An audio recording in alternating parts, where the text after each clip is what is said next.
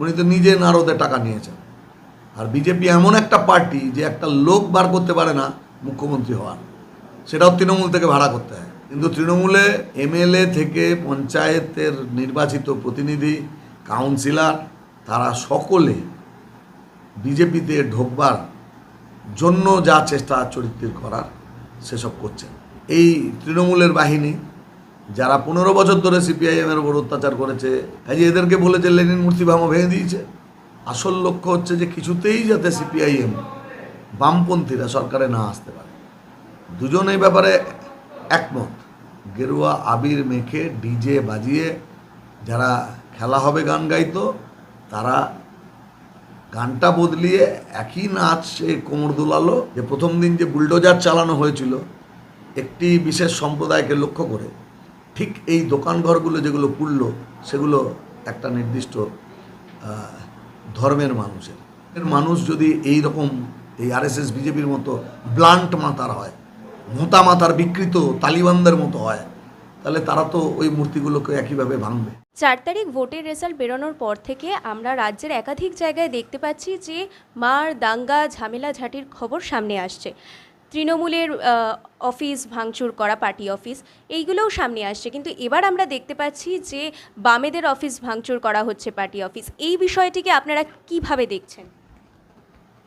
এটাই হওয়ার ছিল। এটা একটা পরিবর্তন মানুষ চেয়েছেন। 15 বছর একটা জঙ্গলের রাজত্ব চলে যায়।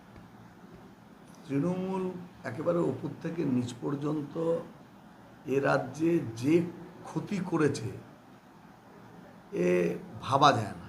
যে অত্যাচার, যে চুরি, দুর্নীতি,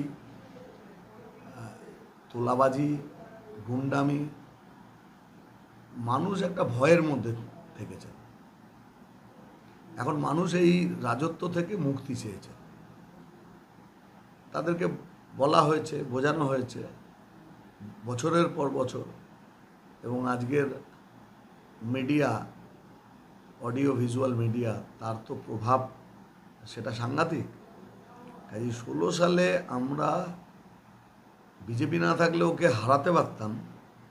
আর যে ভোটে আমরা 16 সাল নির্বাচনে যা পেয়েছিলাম, তাতে 21 সালে মমতার গভর্নমেন্ট আর হতো না।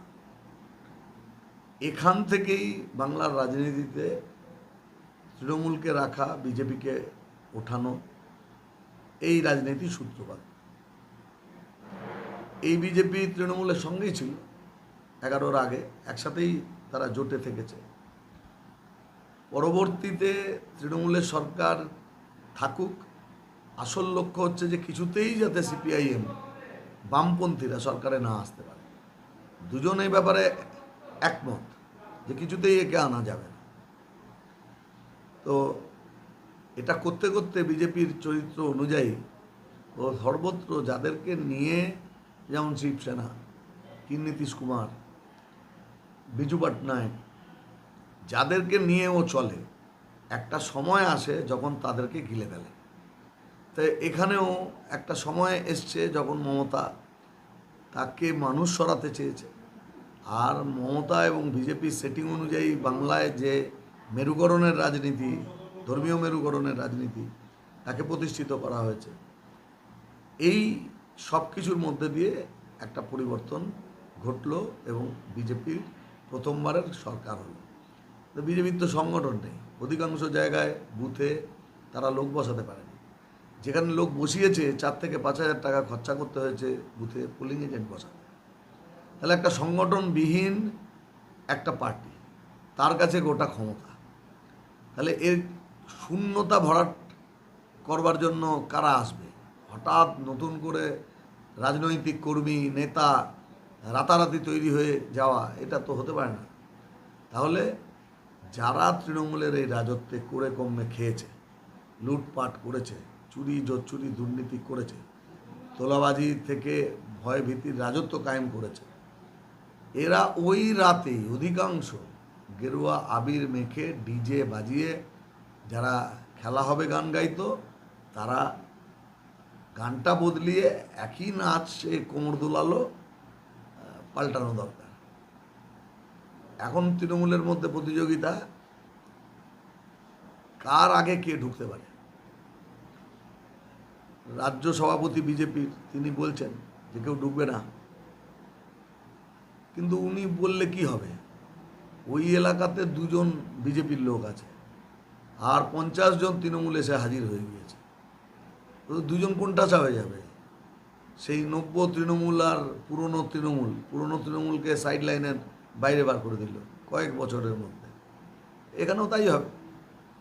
তাহলে একটা নৈরাজ্যের পরিবেশ তৈরি হওয়ার পক্ষে যথেষ্ট যে কিছু বিজেপি, তাদের আবার বিজেপি আরএসএসের বিকৃত আদর্শ ভাবনা, তার সাথে এই তৃণমূলের বাহিনী যারা 15 বছর ধরে সিপিআইএমের উপর অত্যাচার করেছে, ঘরবাড়ি ছাড়া করেছে, হাজার হাজার পার্টি অফিস দখল করে নিয়েছে, সমস্ত ক্লাব সামাজিক সংগঠনগুলোকে দখল করেছে, সমস্ত পেশা ক্ষেত্রগুলো, সে অটো স্ট্যান্ড হোক, রিক্সা স্ট্যান্ড হোক, তাকে দখল করেছে। তাহলে এই দখলদারি যারা করলো, এঁটুলি পোকার মতো যারা তৃণমূলের কাউন্সিলর প্রধানদের গায়ে, বিধায়কদের গায়ে গায়ে লেগেছিল, এরা সব নেতা না, কিন্তু এদের ওপরেই তৃণমূলের নেতারা তাদের নেতাগিরি করতো। এখন এরা এখানে, কাজে এদেরকে বলেছে লেনিন মূর্তি ভাঙো, ভেঙে দিয়েছে। এরা গিয়ে আক্রমণ শানাচ্ছে বিভিন্ন জায়গায়, আমাদের কতগুলো জায়গায় পার্টি অফিস দখল করেছে। আমাদের পার্টি অফিস যা তৃণমূল নিয়েছিল, সেই পার্টি অফিস তারা দখল করেছে, তাদের পতাকা লাগিয়েছে। বেশ কিছু কর্মী আক্রান্ত হয়েছে, মিথ্যা মামলা দেওয়া হয়েছে। এখন মিডিয়া বলবার চেষ্টা করছে যে তৃণমূল 11 সালে যা করেছিল বিজেপি ততটা করেনি। এর একটা প্রধান কারণ যে তৃণমূল যে স্কেলে করেছিল, এটা ঠিকই, বিজেপি সেই স্কেলে যেতে পারেনি। তার প্রকৃত অন্তরায় যেটা না পারার মূল কারণ যেটা, সেটা হচ্ছে তৃণমূলের সর্বত্র সংগঠন ছিল। তার কারণ কংগ্রেস থেকে তৃণমূলের জন্ম হয়েছিল, কংগ্রেস তো আগাগোড়াই ছিল। তাহলে তৃণমূল জন্ম লগ্ন থেকেই রেডি পার্টি পেয়েছে, কিন্তু বিজেপি সে তো সংগঠনবিহীন। অধিকাংশ জায়গায় তার সংগঠন বলে কিছুর অস্তিত্ব নেই। তাহলে ও কি করে করবে? ওই লার্জ স্কেলে করতে পারে না। তাহলে যেখানে যেখানে ও আছে সেখানে এইটা মাত্রা ছাড়িয়ে যাচ্ছে।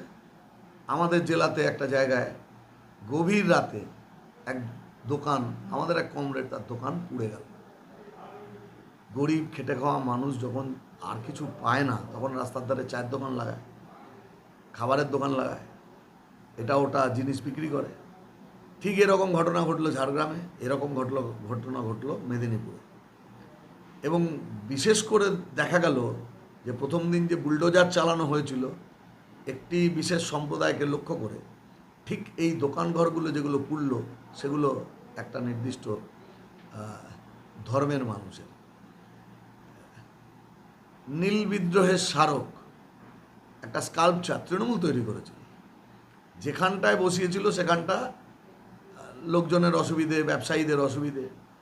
তাহলে এরকম একটা স্কাল্পচার, সেটাকে বিজেপি মানুষের ভালো করবার জন্য স্কাল্পচারটা সরিয়ে অন্য জায়গায় রাখতে পারত, সেটা না করে ওটাকে ভেঙে দিল। তালিবানরা বামিয়ান বুদ্ধ মূর্তি ভেঙেছিল।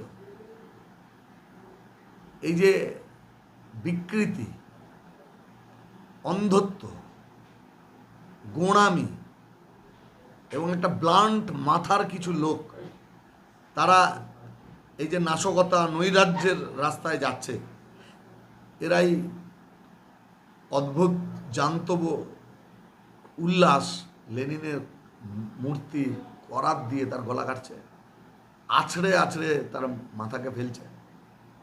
এরা কি জানে পৃথিবীর কত দেশে মহাত্মা গান্ধী, রবীন্দ্রনাথ, তাদের মূর্তি আছে? তো সেই দেশের মানুষ যদি এই রকম এই আরএসএস বিজেপির মতো ব্লান্ট মাথার হয়, মোটা মাথার বিকৃত তালিবানদের মতো হয়, তাহলে তারা তো ওই মূর্তিগুলোকে একইভাবে ভাঙবে। আদর্শের ফারাক থাকতে পারে, মতের ফারাক থাকতে পারে। তৃণমূল 15 বছর যে অত্যাচার করেছে, আক্রমণ করেছে, আজকে মানুষ তাকে ছুঁড়ে ফেলে দিয়েছে। তাহলে মমতা বন্দ্যোপাধ্যায়ের ছেঁড়া চটিতে বিজেপি পাগল আছে তো?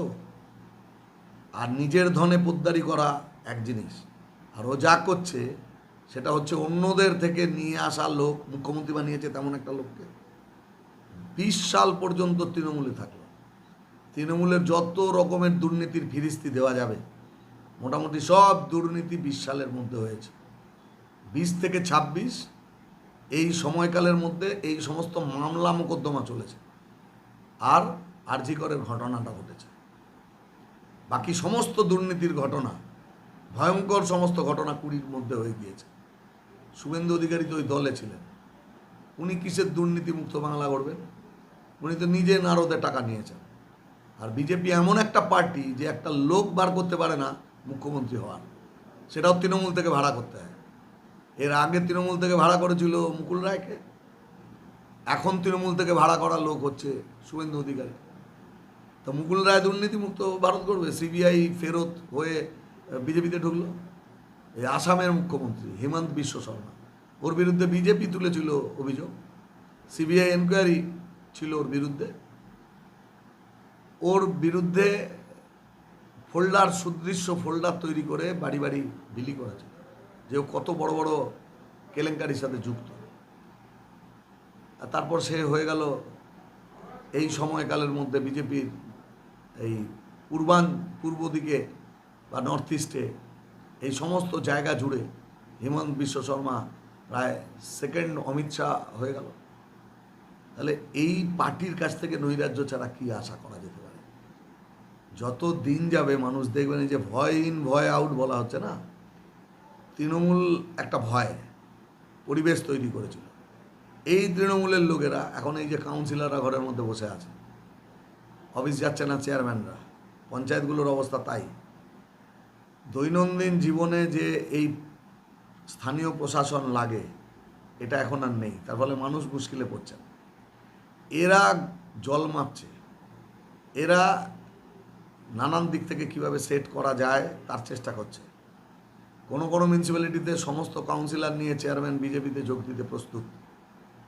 এদের এমএলএদের মধ্যে বহু এমএলএ ঘুরে বেড়াচ্ছে 48 সংখ্যা, সেটা 48 হবে কি 50 হবে, 55 হবে, সেটা সময় বলবে। কিন্তু তৃণমূলে এমএলএ থেকে পঞ্চায়েতের নির্বাচিত প্রতিনিধি, কাউন্সিলর, তারা সকলে বিজেপিতে ঢোকবার জন্য যা চেষ্টা চরিত্রের করার সেসব করছেন। তাহলে সময়ে এই দুই শক্তির মিশ্রণে সেরকমই একজনের মুখ্যমন্ত্রীত্বে যে বিজেপি এখানে তৈরি হচ্ছে, তাতে ভয় ইন হবে কি ডাবল ইঞ্জিন সরকারের মতো ডাবল ভয়ের রাজত্ব তৈরি হবে, সেটা মানুষ দেখবেন কদিন বাদে।